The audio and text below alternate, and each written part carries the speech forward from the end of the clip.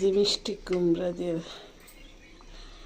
এই যে গাছের মেহেন্দি দিলাম, আপনাদের সাথে একটু রান্না করতে আছি আর ভিডিও করে দেখাইতে আছি।